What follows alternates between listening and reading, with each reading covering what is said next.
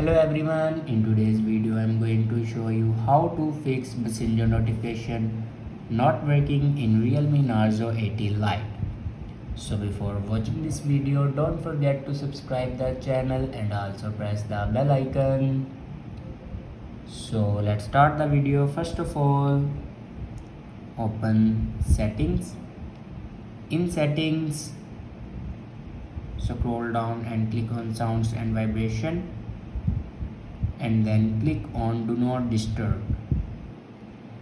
Here if you can turn on your do not disturb, then turn it off. After turn off your do not disturb, then go back and click on notification, and then scroll down and find Messenger, and here you can allow your Messenger notifications.